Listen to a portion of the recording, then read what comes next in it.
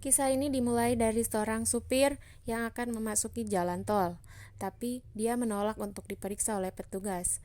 Kemudian, saat dia melaju, tiba-tiba teleponnya berdering, namun posisi teleponnya sedikit jauh dari dirinya. Saat dia berusaha meraih telepon genggamnya, tiba-tiba dia seperti menabrak sesuatu yang ganjil. Oke, kemudian dia turun untuk mengeceknya. Ternyata itu seekor rusa. Tanpa merasa sedikit bersalah pun, dia membiarkan rusa itu tergeletak di tengah jalan. Kemudian dia pergi begitu saja. Setelah kang supir itu pergi, tiba-tiba rusa yang tadi mati itu hidup kembali dengan wajah yang menyeramkan. Entah apa penyebabnya. Mungkin kalau di Indonesia itu bisa disebut kerasukan ya. Di tempat lain, seorang pengusaha muda sekaligus papa muda, namanya Soko. Dia adalah seorang manajer di perusahaan, namun perusahaan yang dia kelola sedang mengalami kolaps. Entah perusahaan apa yang sedang dia kelola, tapi menyebabkan hewan-hewan mati, ada ikan dan sejenisnya. Kebetulan hari itu adalah hari ulang tahun anaknya. Ternyata dia dan istrinya sedang pisah ranjang. Istrinya sedang berada di Busan. Lalu Sokwa berencana untuk membeli kado ulang tahun untuk anaknya. Anaknya itu namanya Soan. Setibanya di rumah, saat dia membawa kado dan memberikannya kepada Soan, mereka berdua membuka isi kadonya. Namun, Soan sedikit heran dan melihat ke sisi lain. Ternyata kado yang diberikan ayahnya itu sama dengan kado tahun lalu. Karena Sokwo merasa dia telah mengecewakan anaknya, dia bertanya kepada Soan, "Kamu mau apa?" Dengan semangat, Soan menjawab dia ingin ke Busan, dia ingin bertemu dengan ibunya. Karena Sokwo merasa telah mengecewakan anaknya itu, dia akan mengabulkannya. Tapi Soan ingin ke Busan besok juga. Oke, dia pun akan mengabulkannya. Keesokan harinya, saat mereka akan berangkat atau on the way ke stasiun untuk menuju Busan, tiba-tiba di perjalanan banyak mobil pemadam kebakaran yang berseliweran tanpa beraturan. Mereka kaget dan merasa heran. Dalam kisah ini diceritakan, calon para penumpang menuju Busan adalah lansia, pelajar, orang dewasa, anak-anak, dan termasuk Soan dan ayahnya. Saat kereta menuju Busan akan berangkat dan pintu masuk ke kereta akan ditutup oleh petugas, tiba-tiba ada seorang wanita dalam keadaan terluka masuk ke dalam kereta tanpa sepengetahuan petugas. Lalu pintu kereta pun ditutup dan kereta berangkat. Saat kereta mulai melaju, Soan menatap ke arah jendela. Kenapa banyak orang yang berbondong-bondong? Bahkan Soan melihat manusia menggigit manusia. Dia masih merasa heran karena tadi belum terjadi sesuatu apapun. Mungkin itu sedang bermain atau bercanda. Tiba-tiba salah satu penumpang mengeluhkan bahwa ada orang yang berdiam diri di dalam toilet dan tidak keluar-keluar. Kita sebut saja bapak ini bapak egois. Kenapa? Karena lihat saja nanti di depan. Lalu Soan ingin pergi ke toilet. Petugas dan bapak egois tadi, juga Soan, membuka toilet dan ternyata seseorang yang misterius berada di dalam toilet. Bisa disebut orang gila atau pengemis, karena dia terus bergumam bahwa semua orang akan mati.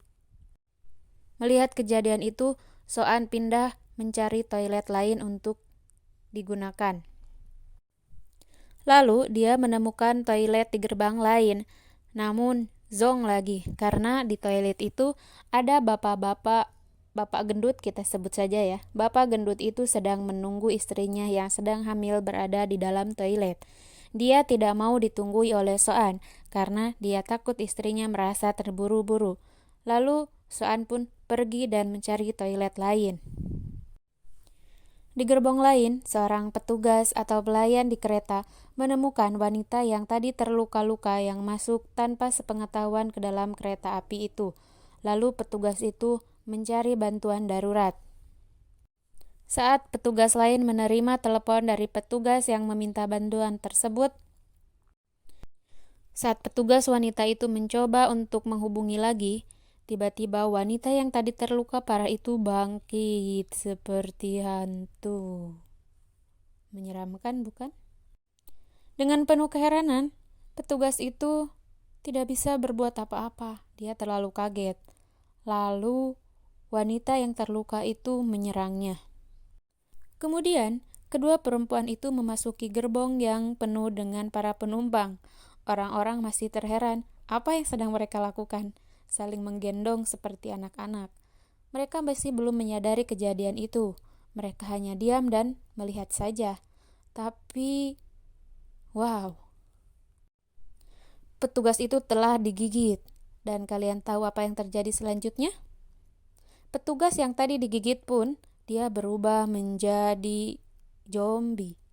Dia pun menggigit para penumpang lainnya, termasuk anak-anak pelajar yang tadi menyaksikan. Keadaan gerbong kereta api semakin rusuh, sehingga petugas laki-laki tersebut memberitahu penumpang lainnya untuk pindah gerbong dan menutup pintu gerbong. Sedangkan Sokuk masih sibuk mondar-mandir mencari keberadaan Soan. Akhirnya, dia menemukan Soan. Saat Sokuk menyadari ada bahaya, dia segera mengambil Soan dan menggendongnya, kemudian berlari ke gerbong yang aman. Di sisi lain, Sang Hua masih belum menyadari apa yang terjadi. Dia masih celangak-celinguk sambil mengetuk pintu WC dan memanggil istrinya untuk segera keluar. Kemudian, ada zombie yang menyerang dan hampir saja menyerang mereka. Tapi mereka tetap belum menyadari kejadian seperti apa. Sang istri malah menyuruh suaminya untuk membantu, bukan diam saja. Dia bukannya berlari, tapi malah menolong. Sedangkan orang lain mereka harus berlari agar tidak diserang. Setelah dia menyadari adanya bahaya, dia meminta istrinya untuk berlari dan menyelamatkan diri. Sokwo dan Soan sudah berhasil lolos ke gerbang yang aman. Kemudian, Sang Hua dan istrinya pun akan berlari ke gerbang aman. Namun, tiba-tiba saat Sang Hua dan sang istri akan ikut masuk ke gerbong yang aman tersebut, pintunya ditutup oleh orang-orang yang ada di dalam, salah satunya oleh Sokwo. Namun, Sang Hua memaksa untuk membiarkannya masuk karena di luar sangat tidak aman.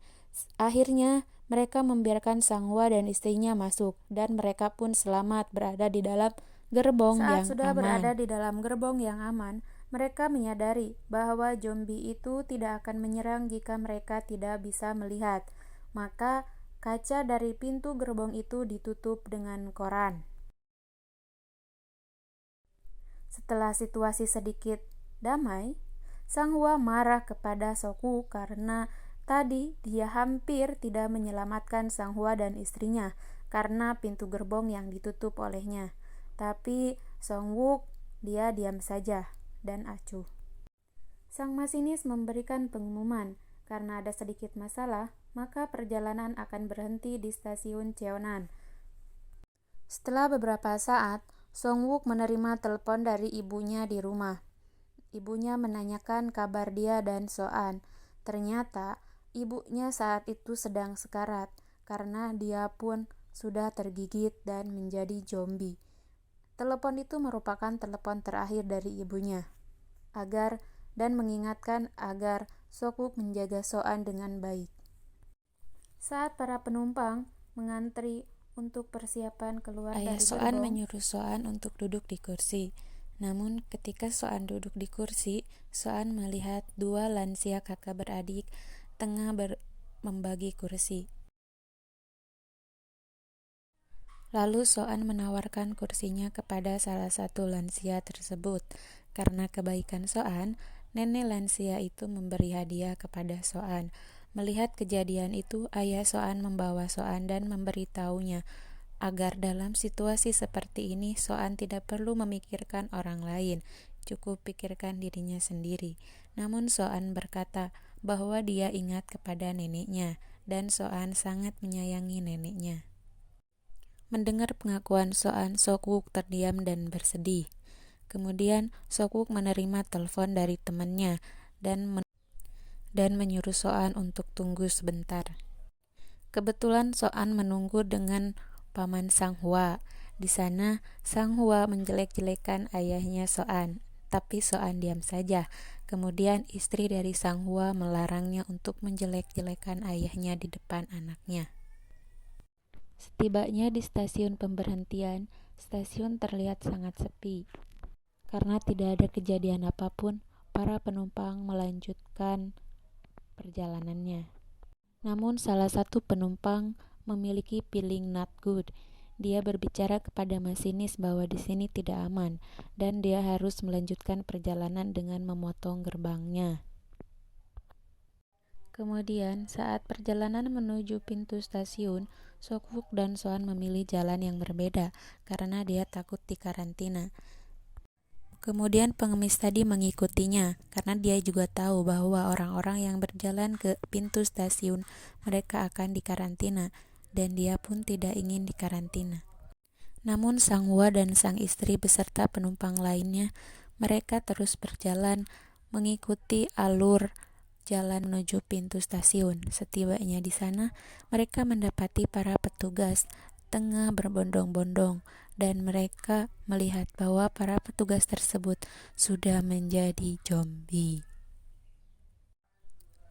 Akhirnya mereka putar balik dan mereka berlari menuju kereta api yang tadi dikendarainya. Karena insiden tersebut, penumpang yang tadi ada yang selamat dan ada yang tidak. Namun, setelah mereka sampai ke kereta, penumpang yang selamat terbagi menjadi 3 bagian. Kelompok banyak yang dipimpin oleh bapak-bapak egois. Kelompok kedua adalah Soan, istri Sang Hua, dan pengemis beserta satu nenek-nenek lansia. Dan kelompok ketiga adalah Sok-wook, Sang Hua, dan anak pelajar. Sang Hua menelpon istrinya, menanyakan keberadaan mereka sekarang. Lalu istrinya menjawab telepon tersebut. Lalu dia menjawab bahwa mereka sedang berada di gerbong 9 dan sekarang mereka sedang berada dalam keadaan tidak aman. Sok-wook juga menanyakan apakah Soan bersamanya. Lalu benar saja Soan ada dengan istri Sang Hua. Lalu mereka berencana menemui keluarganya, tapi harus ada 3 gerbong yang mereka lalui, di mana di dalam gerbong itu banyak sekali para zombie yang akan memangsanya. Kemudian, mereka membuat strategi setelah mengetahui bahwa para zombie itu tidak akan menyerang di saat keadaan gelap. Lalu mereka mensiasati berapa menit gerbong yang akan mereka lewati. Selama mereka melewati gerbong, maka mereka bisa mengelabui para zombie itu. Singkat cerita, mereka bisa sampai dan selamat ke gerbong 13 dan bertemu dengan keluarganya masing-masing. Lalu, mereka memiliki misi selanjutnya, yaitu untuk berkumpul dengan penumpang lainnya di gerbong 15, karena ada salah satu teman sang pelajar yang ada di sana. Tahukah kalian bahwa di gerbong 15 mereka tidak akan menerima orang-orang dari luar karena mereka khawatir bahwa mereka belum tentu bersih dari virus. Mereka berpikir bahwa bisa jadi mereka sudah tergigit. Itu adalah asumsi dari bapak-bapak egois. Dia menjadi kompor gas untuk penumpang lainnya. Yang benar saja, semua penumpang terpengaruhi, kecuali nenek-nenek dan pelajar yang dia memiliki temannya yang masih di luar. Namun Sang Hua dan yang lainnya tidak mengetahui hal itu. Mereka tetap melewati 2 gerbong untuk menuju gerbong 15. Lalu, saat mereka hampir sampai ke gerbong 15, pintu menuju gerbong 15 ditutup dan dikunci oleh para penumpang lainnya. Karena kejadian itu mengakibatkan Sang Hua tergigit dan satu nenek lansia yang tadi ikut dengan mereka pun tergigit. Sang Hua berpesan kepada Sok-wook agar bisa menyelamatkan istrinya dan Sang Hua rela menjadi tumbal untuk menutup pintu dan memberi makanan kepada para zombie itu agar tidak menyerang mereka. Akhirnya dengan kekuatan penuh, pintu gerbong 15 bisa dipecahkan, lalu mereka berhasil masuk. Namun Sang Hua dan satu nenek itu tidak berhasil selamat. Setibanya di dalam gerbong 15, Sokwuk dan teman-temannya yang tadi baru masuk, dia diusir oleh bapak-bapak egois tadi karena dia tidak ingin satu gerbong dengan mereka. Bisa jadi mereka sudah terinfeksi. Oleh karena itu, Sokwuk dan teman-temannya yang tadi mereka pindah ke gerbong 15, lalu pintu ditutup rapat-rapat. Nenek yang tadi meninggal, ternyata dia memiliki saudara yang selamat. Lalu saudara yang selamatnya melihat nenek itu sudah menjadi zombie.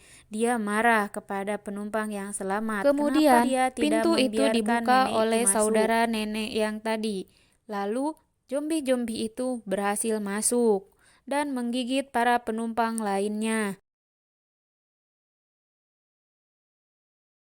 Kecuali bapak-bapak yang egois dan satu petugas kereta yang bersembunyi di dalam toilet. Sedangkan Sokwuk dan Soan dan teman-temannya yang selamat, mereka berada di gerbong 16. Sokwuk menerima telepon dari temannya dan menginformasikan bahwa kejadian tersebut disebabkan oleh kebocoran pabrik yang dia kelola.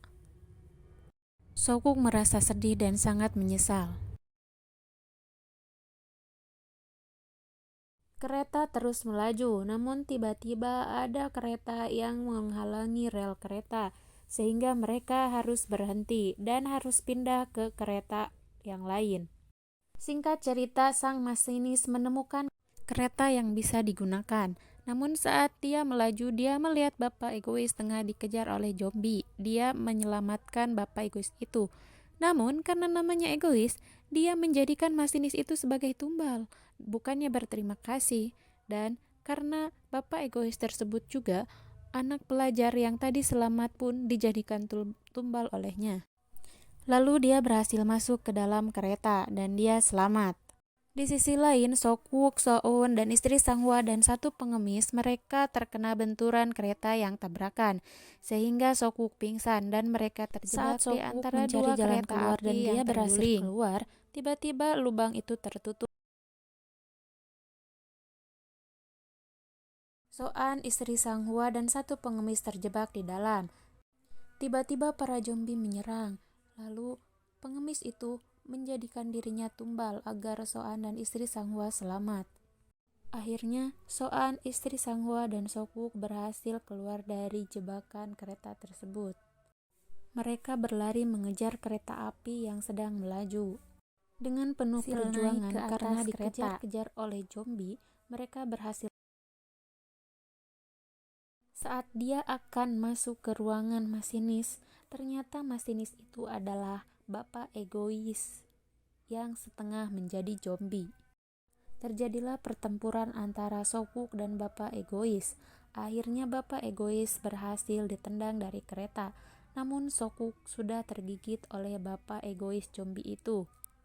Dengan sangat hati yang sakit, Sokwuk tahu bahwa dia harus terjun dari kereta demi menyelamatkan anaknya dan istri Sang Hua.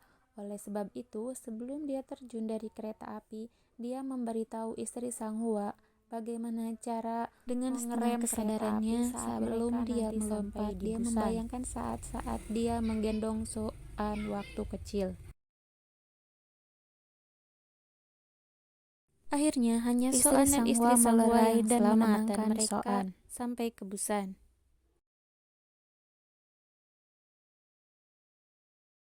Setibanya di Busan, mereka berjalan kaki untuk memasuki terowongan yang menjadi perbatasan antara kota Busan dengan kota-kota yang sudah terinfeksi.